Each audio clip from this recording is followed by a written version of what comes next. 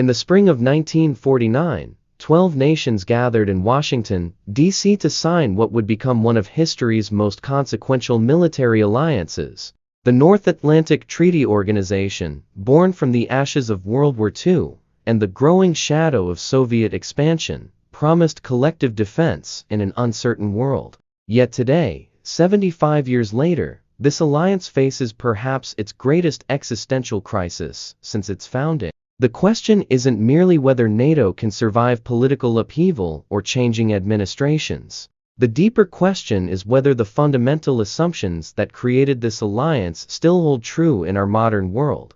Can Europe truly defend itself without American military might?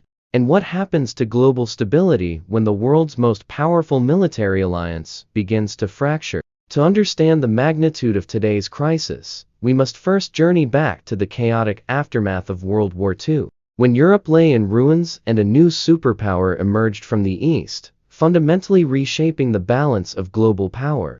The year 1945 brought dramatic changes to the world order. After 6 years of global conflict, European nations faced the enormous task of rebuilding their societies. Cities required reconstruction, economies needed restoration, and governments worked to establish stable institutions. Two major powers emerged from this period: the United States and the Soviet Union. Initially, many leaders hoped these former allies would continue their partnership. However, different political philosophies soon created tension between East and West. The Soviet Union began establishing communist systems across Eastern Europe. Nations like Poland, Hungary, and Czechoslovakia found themselves under new forms of governance. Western European leaders observed these developments with growing concern about Soviet expansion. In 1946, Winston Churchill delivered his famous speech warning about an Iron Curtain descending across the continent from the Baltic to the Adriatic. This speech highlighted the growing division between Eastern and Western Europe. The Berlin Crisis of 1948 demonstrated the serious nature of these tensions. When Stalin restricted access to Berlin, it became clear that diplomatic solutions would be challenging. Western European nations realized they needed stronger security arrangements. The Brussels Treaty of 1948 created a defensive partnership between Britain, France, and the Benelux countries. However, leaders recognized this alliance needed American participation to be truly effective. The solution emerged on April 4, 1949, when representatives from 12 nations signed the North Atlantic Treaty in Washington, D.C. The founding members included the United States, Canada, Britain, France, Italy, Portugal, Norway, Denmark, Iceland, Belgium, the Netherlands, and Luxembourg. The treaty's most important element was Article 5, establishing that an attack on one member would be considered an attack on all. This collective defense principle represented a revolutionary approach to international security. For the United States, this commitment marked a historic shift in foreign policy. America moved away from its traditional isolationist approach and embraced a leadership role in global affairs. This transformation would shape international relations for decades to come. The North Atlantic Treaty Organization represented more than just a military alliance. It became a symbol of democratic nations working together to maintain peace and security through cooperation rather than conflict. NATO's early years were defined by the escalating Cold War and the nuclear arms race. The Soviet Union's successful atomic bomb test in 1949 shocked the Western world and fundamentally altered NATO's strategic calculations. No longer could the alliance rely solely on American nuclear superiority to deter Soviet aggression. The Korean War from 1950 to 1953 further demonstrated the global nature of the communist threat and convinced NATO members that they needed substantial conventional forces alongside nuclear deterrence. This led to a massive military buildup across Western Europe, with American troops permanently stationed on the continent for the first time in peacetime. The establishment of permanent American military bases across Europe became a cornerstone of NATO's strategy. From Ramstein Air Base in Germany to naval facilities in Italy and the United Kingdom, These installations served multiple purposes. They provided rapid response capabilities, demonstrated American commitment to European defense, and created an integrated command structure that could coordinate responses to Soviet threats. Perhaps most significantly, NATO developed a nuclear sharing arrangement that would have been unthinkable just a few years earlier. American nuclear weapons were stationed in several European countries, with elaborate procedures for their potential use. This nuclear umbrella provided European nations with protection they could never have achieved independently, but it also made them entirely dependent on American nuclear doctrine and decision-making. The alliance's military integration went far beyond nuclear weapons. NATO standardized equipment, procedures, and training across member nations. Officers from different countries served together in integrated commands, creating a level of military cooperation that was unprecedented in peacetime. The Supreme Allied Commander, Europe, always an American general, oversaw forces from multiple nations as if they were a single army. The end of the Cold War in 1991 presented NATO with an unexpected challenge. What was the purpose of a defensive alliance when the primary threat had disappeared? The Soviet Union's collapse left many questioning whether NATO had outlived its usefulness. Some predicted the alliance would gradually fade away, much like other wartime coalitions had done after their primary purpose ended. Instead, NATO chose expansion. The alliance's eastward growth became one of the most controversial aspects of post-Cold War international relations. Poland, Hungary, and the Czech Republic joined in 1999, followed by 7 more countries in 2004, including the Baltic states of Estonia, Latvia, and Lithuania. This expansion brought NATO directly to Russia's borders, creating new security dilemmas and tensions. The reasons for expansion were complex. Former Soviet satellite states desperately sought security guarantees to prevent any future Russian domination. These nations had vivid memories of Soviet occupation and were determined to anchor themselves firmly in the Western camp. For NATO, expansion offered an opportunity to spread democratic values and create a larger zone of stability in Europe. However, expansion also carried significant risks. Russia, under Vladimir Putin, increasingly viewed NATO expansion as a direct threat to its security interests. Russian officials argued that Western leaders had promised not to expand NATO eastward after German reunification, though Western officials disputed these claims. The stage was set for future confrontations. The alliance's role evolved beyond traditional defense as well. NATO operations in the Balkans during the 1990s, particularly the bombing campaign against Serbia in 1999, demonstrated the alliance's willingness to conduct offensive operations far from member territory. The September 11, 2001 attacks on the United States triggered Article 5 for the first time, leading to NATO involvement in Afghanistan that would last 20 years. Despite NATO's expansion and evolution, fundamental questions about burden sharing persisted throughout the alliance's history. The United States consistently provided the majority of NATO's military capabilities, while many European allies reduced their defense spending after the Cold War ended. This created an increasingly lopsided alliance where American military power underwrote European security. The 2008 financial crisis exacerbated these trends. European nations, struggling with debt and economic recession, further reduced military spending. Meanwhile, the United States continued expensive military operations in Iraq and Afghanistan, leading to growing American frustration with European allies who were seen as not pulling their weight.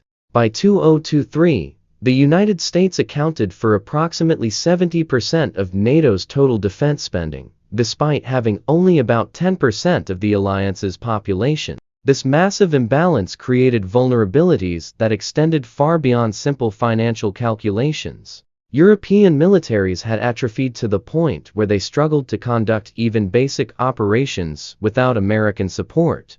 The Libya intervention in 2011 starkly illustrated these limitations. European allies, despite taking the lead in advocating for military action, quickly ran short of precision-guided munitions and required American logistical support to maintain operations.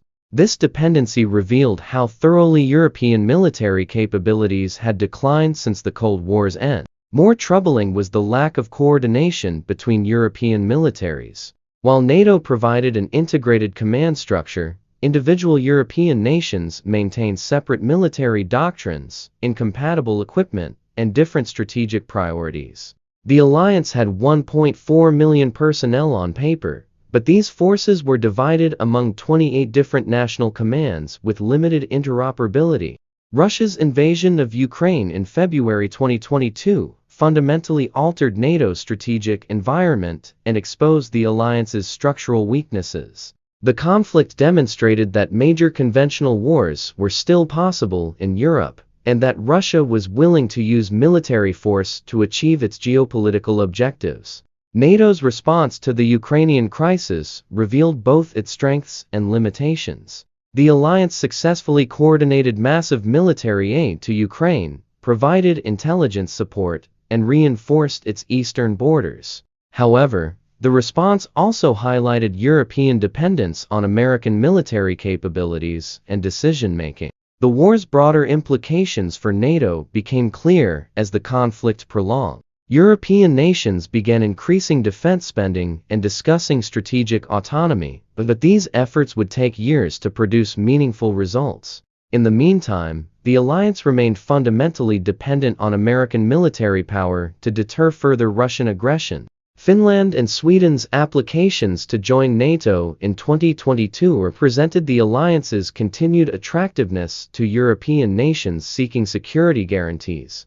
However, these additions also extended NATO's borders and commitments, potentially creating new vulnerabilities while adding countries with limited military capabilities. The election of Donald Trump as President of the United States in 2016 introduced unprecedented uncertainty into NATO's future. Trump's public criticism of the alliance and his suggestions that the United States might not defend allies who didn't meet defense spending targets sent shockwaves through European capitals.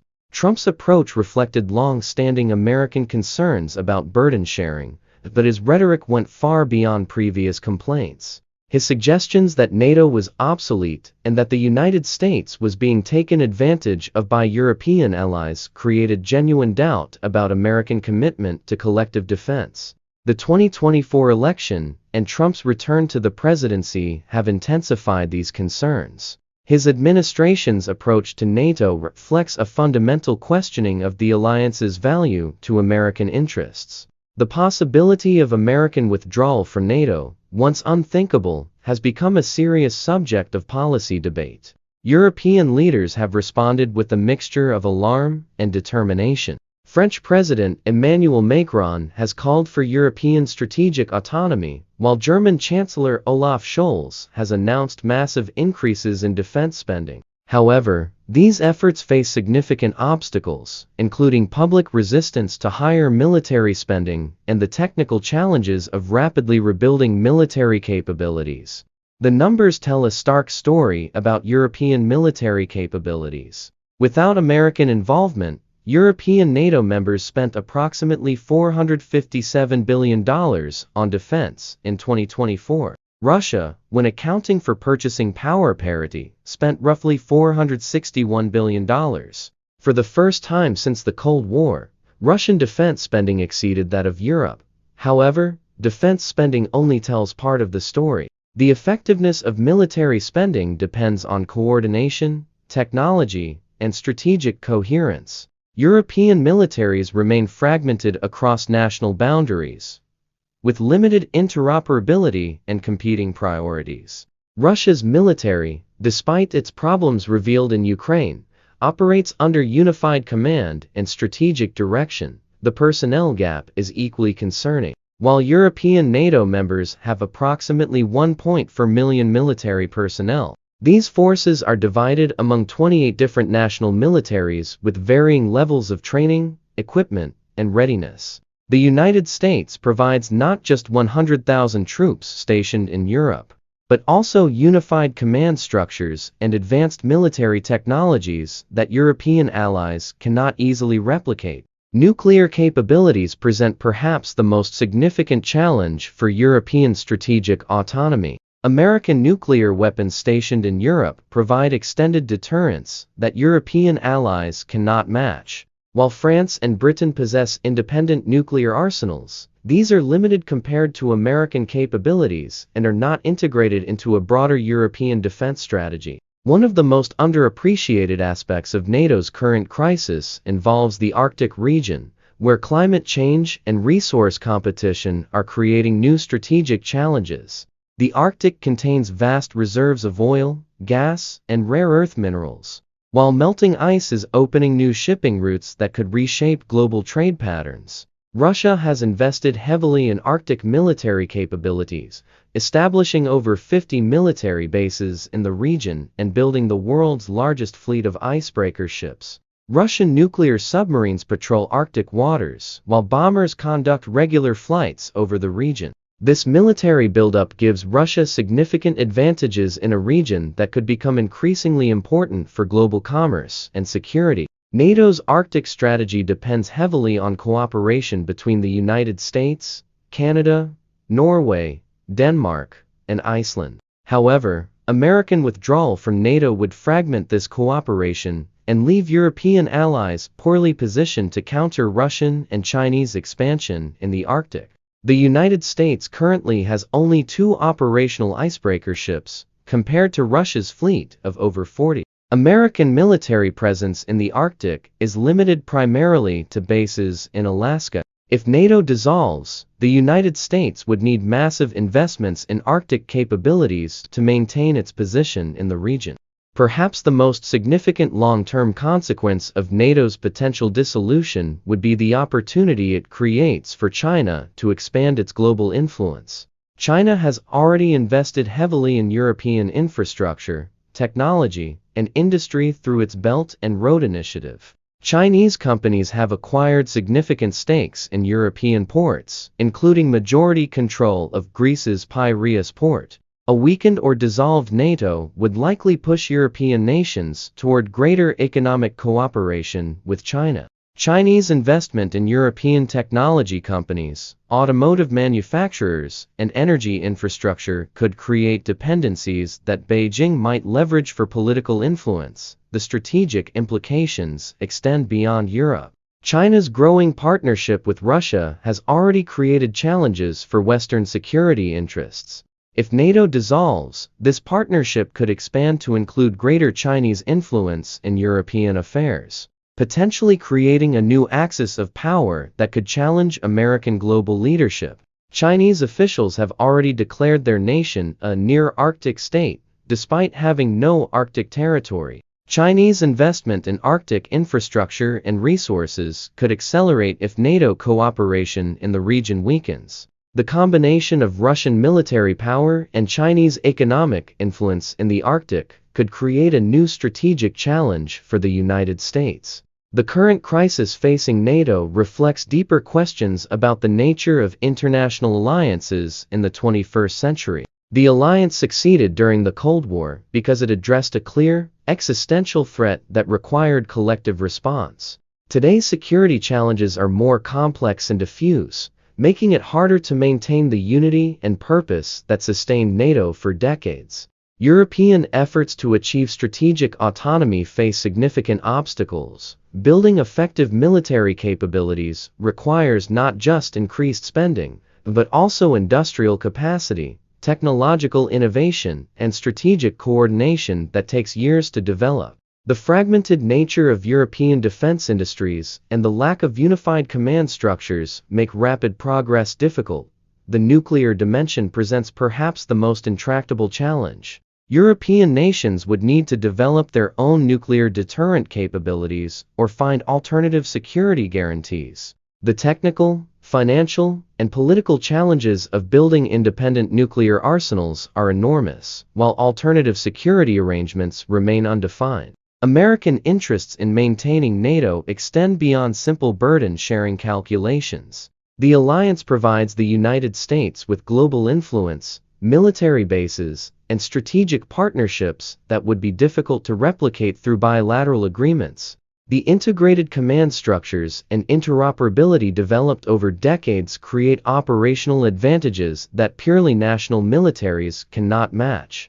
As we stand at this crossroads in NATO's history, the stakes could not be higher. The alliance that emerged from the ruins of World War II has become the cornerstone of international security for 3/4 of a century. Its potential dissolution would mark not just the end of a military alliance, but the beginning of a new and uncertain chapter in international relations. The question of whether Europe can survive without America is ultimately a question about the nature of power in the modern world. Military capability alone cannot guarantee security. It must be combined with political will, strategic coordination, and economic strength. The integrated nature of modern security challenges requires cooperative responses that transcend national boundaries. History suggests that major changes in international alliances often precede broader shifts in global power. The dissolution of NATO would likely accelerate the emergence of new power centers and strategic partnerships that could reshape international relations for generations. Whether these changes would enhance or diminish global stability remains an open question. The choices made in the coming years will determine whether the Atlantic Alliance can adapt to 21st century challenges or whether it will join the long list of once mighty alliances that failed to survive changing times. The weight of history presses heavily on today's decisions, and the consequences will echo far beyond the current political moment. The story of NATO is ultimately a story about the possibilities and limitations of international cooperation in an anarchic world. As we face an uncertain future, the lessons of the past remind us that the choice between cooperation and competition, between alliance and isolation, remains one of the most fundamental questions in human affairs.